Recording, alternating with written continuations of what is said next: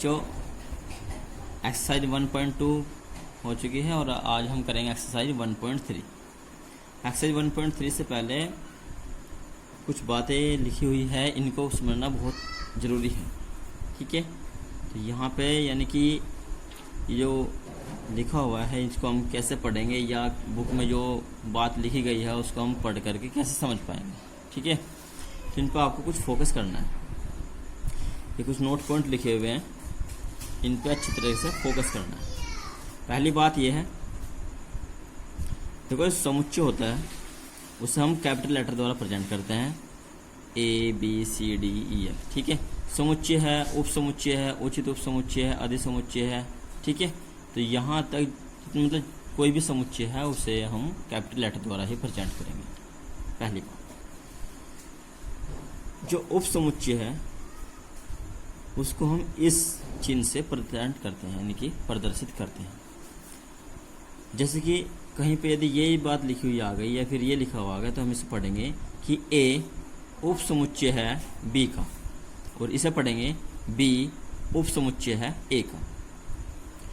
उचित उप समुच्चय, ये उचित उप समुच्चय का चिन्ह है।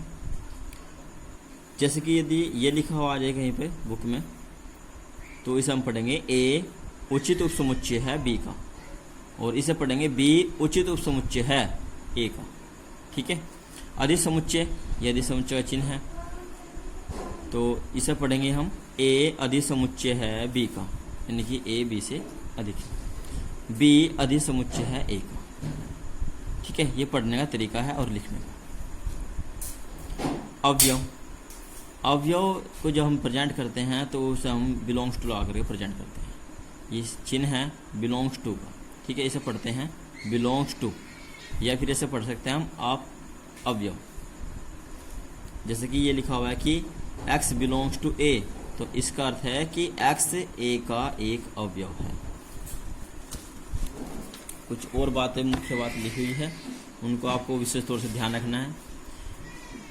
रिक्त समुच्चय, रिक्त समुच्चय प्रति मतलब जो भी समुच्चय होगा उसका उप समुच्चय होगा। रिक्त समुच्चय प्रत्येक समुच्चय का उप समुच्चय होता है। आगे है, प्रत्येक समुच्चय स्वयं का उप समुच्चय होता है। ठीक है, खुला अंतराल और बंद अंतराल। खुला अंतराल जो होगा वो छोटे कोष्ठक द्वारा प्रेजेंट किया जाएगा और बंद अंतराल बड़े कोष्ठक द्वारा प्रेजेंट किया जाएगा। खुला अंतराल का मतलब है कि यदि कोई समुच्चय,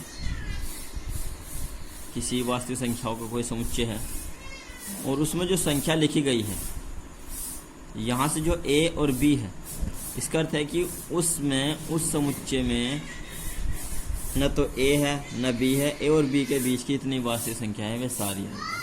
ठीक है ना, जैसे कि x है तो x इस समुच्चय का एक अवयव है, तो x का जो मान होगा वो A से बड़ा होगा, B से छोटा होगा, A के बराबर और B के बराबर नहीं होगा। ठीक है, बंद अंतराल में बड़े कोष्ठक लगाएंगे, बंद अंतराल A B, तो अब इसका अर्थ हो जाएगा कि जो भी समुच्चय यहाँ बनेगा वास्तविक संख्याओं का, वो उसमें जो x होगा वो A से B तक की वैल्यू उसकी हो सकती है। A भी हो सकती है, B भी हो सकती है, और A और से B के बीच में कोई भी संख्या उसका मान हो सकती है। ठीक है,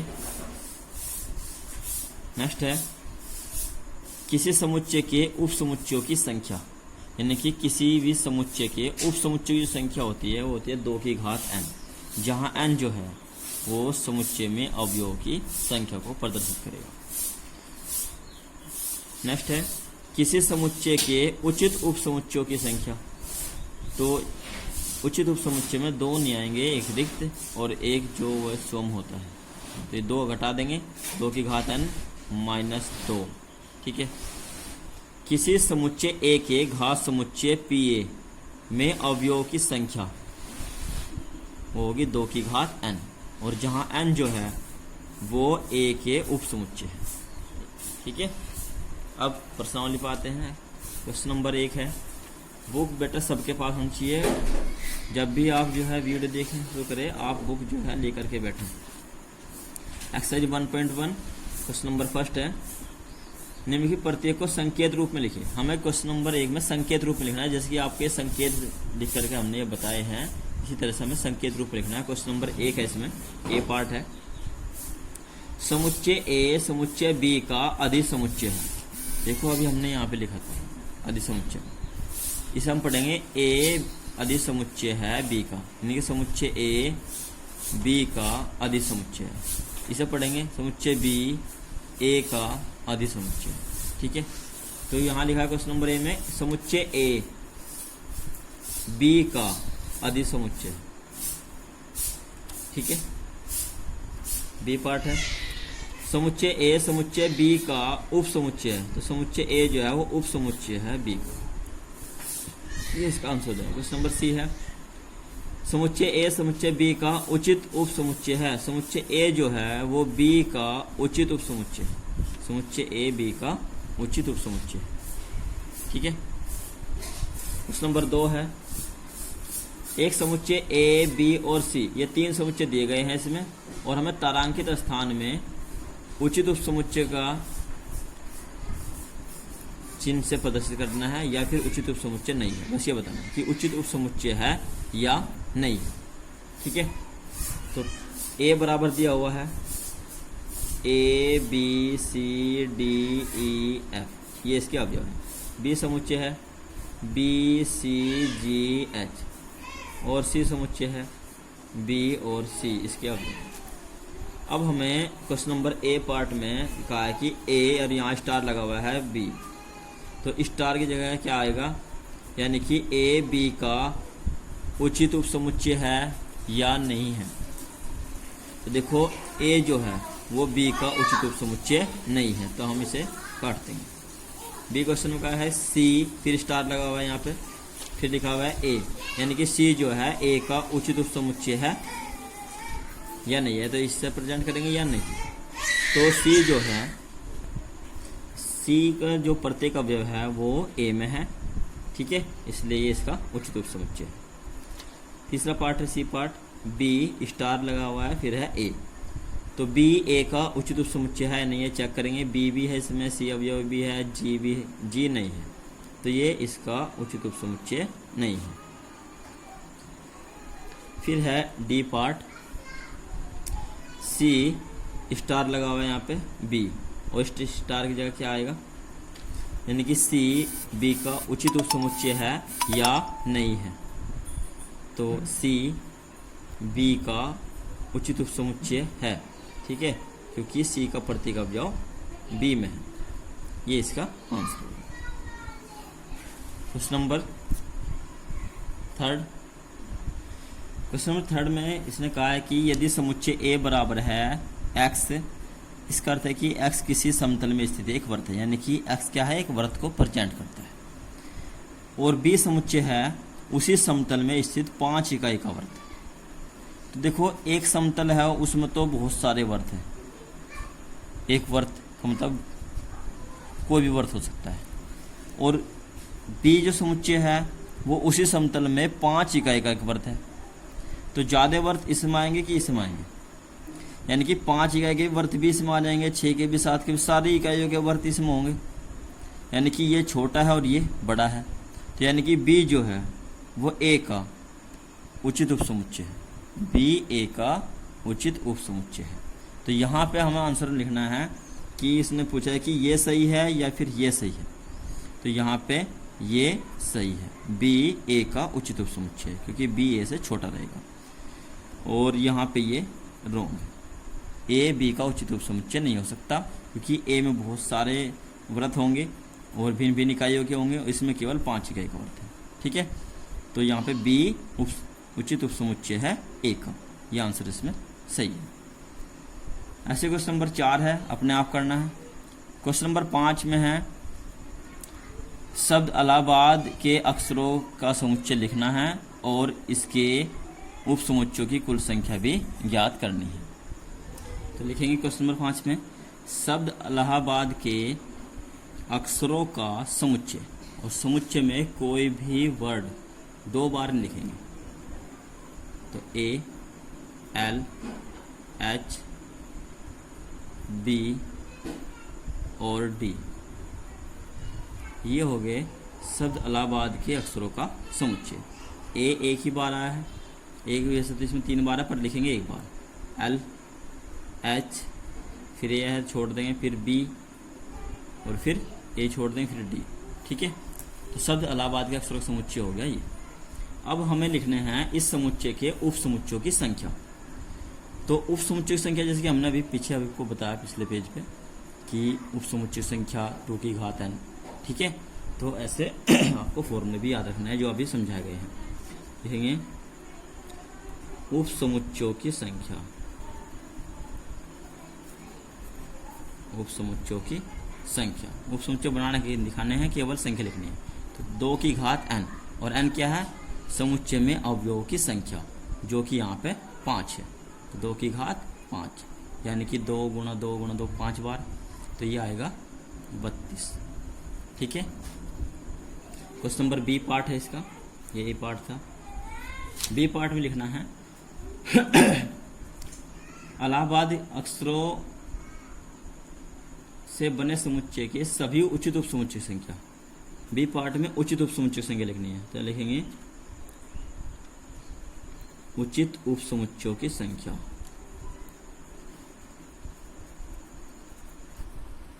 शब्द इलाहाबाद के उचित उप समुच्चयों की संख्या बराबर,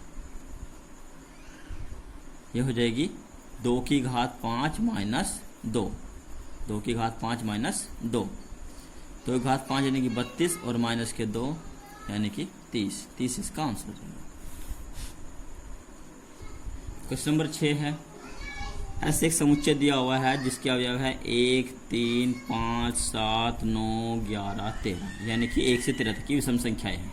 ठीक है, इसने कहा है कि तो निम्नलिखित समुच्चय में से कौन से एस के उप समुच्चय है, यानी कुछ समुच्चय नीचे दिए गए हैं ए बी सी डी ई, तो उनको हमें बताना है कि उन ए बी सी डी ई में से कौन से एस के उप समुच्चय है और कौन से नहीं है।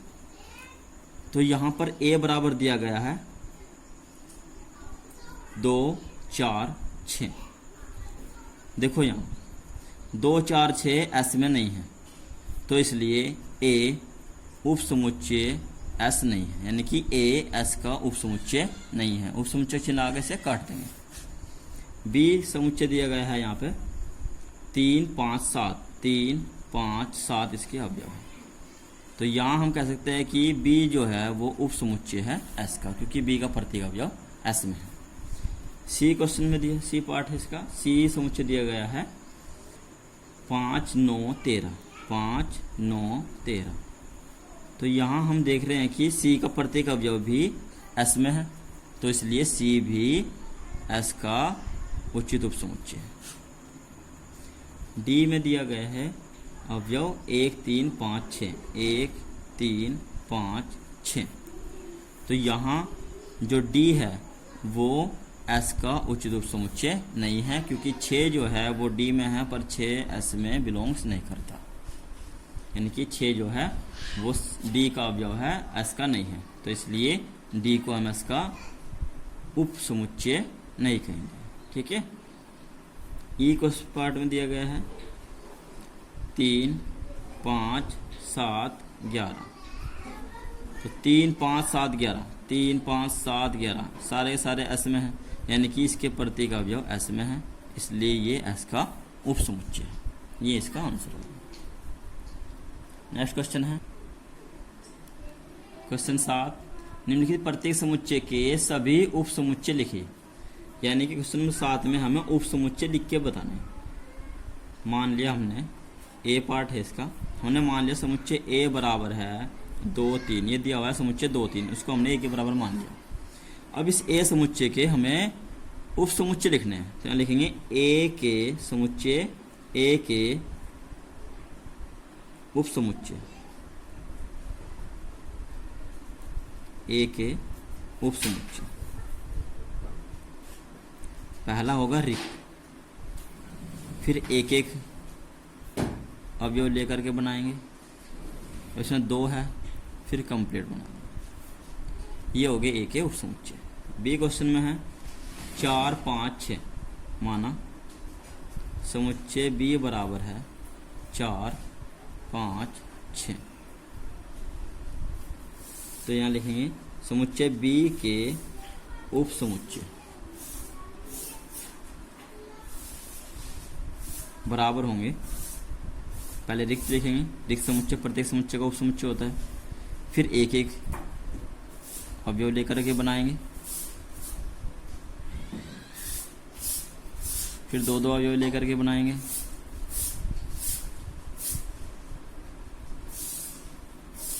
ये सब समुच्चय बनते जा रहे हैं जो कि बी के उप समुच्चय है। फिर लिखेंगे 4 6 या 6 4, और फिर है कंप्लीट लिख देंगे 4 5 6, ये हो गए बी के उप समुच्चय। सी पार्ट में दिया गया है 5, समुच्चय सी बराबर मान लेते हैं और 5 इसका एक अवयव है। या लिखेंगे समुच्चय सी के उप समुच्चय, ये हो जाएगा, एक तो रिक्त समुच्चय होगा, इसमें एक ही अवयव है तो एक अवयव, इसके दो होंगे, ठीक है, ये इसका आंसर है। क्वेश्चन नंबर 9 है, इसमें कहा कि निम्नलिखित समुच्चयों में से कौन किसका उप समुच्चय है। यानी कि 3 समुच्चय दिए गए हैं ए बी सी। ए समुच्चय दिया गया है x, इसका अर्थ है कि x belongs to real number, और तथा x² - 8x + 12 बराबर 0, ठीक है, ये एक समुच्चय दिया गया है। देखो जब हम इसको द्विघात समीकरण को हल करेंगे तो x की दो वैल्यू आएगी, एक आएगी 6 और एक आएगी 2। इसको इस तरह के क्वेश्चन में पीछे करा दिए, आप करके देखना। इसको सोल्व करोगे तो द्विघात समीकरण तो x के 2 मान आएंगे, 6 और 2, तो ए समुच्चय होगा जिसके अवयव है 6 और 2। बी समुच्चय दिया गया है 2 4 6, 2 4 6, ये बी समुच्चय दिया गया है। सी समुच्चय दिया गया है 2 4 6 8, 2 4 6 8, और फिर डॉट डॉट डॉट लगा दिया, यानी कि सम संख्याओं का समुच्चय है, कंप्लीट जितनी भी सम संख्या है। फिर डी में दिया गया है ओनली 6, यानी कि डी समुच्चय में केवल एक अवयव देगा। हमें बताना है, सोल्व करेंगे कि कौन किसका उप समुच्चय है। तो यहाँ देखो ए सबसे पहले सबसे छोटा लो, यहाँ डी समुच्चय सबसे छोटा समुच्चय है, तो डी का प्रत्येक अवयव ए में भी है, बी में भी है और सी में भी है।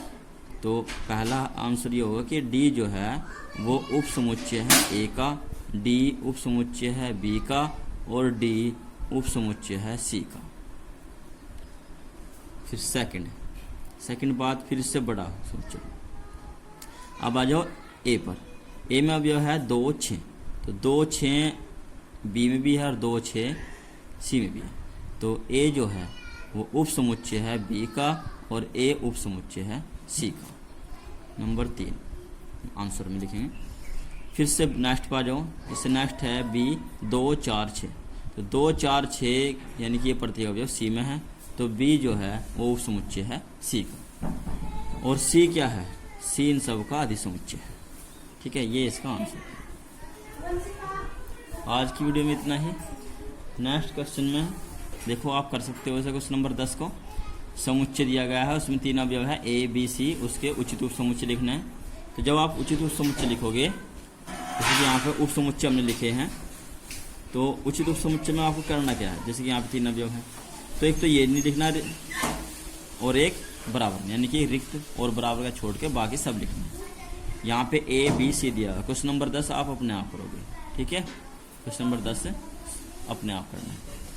यहाँ पे लिखना है उचित उप समुच्चय, और उचित उप समुच्चय में क्या लिखना है, ये छोड़ना है और ये छोड़ना है, बाकी सब ऐसे लिखना है। यहाँ ए बी सी 3 अवयव दिए गए हैं, सेम इस तरह से लिखना है, ठीक है। क्वेश्चन नंबर 11 में घात समुच्चय लिखना है। तो जैसे कि यहाँ पे बी के उप समुच्चय हो गए, यदि हम बी का घात समुच्चय लिखेंगे, यहाँ लिखेंगे बी का घात समुच्चय बराबर, अब इन इसकी बी के जो जितने भी उप समुच्चय है इन सबको मतलब कोष्टक में बंद कर देंगे और घात समुच्चय हो जाएगा, ठीक है। क्वेश्चन नंबर 11 तक आपको करना है।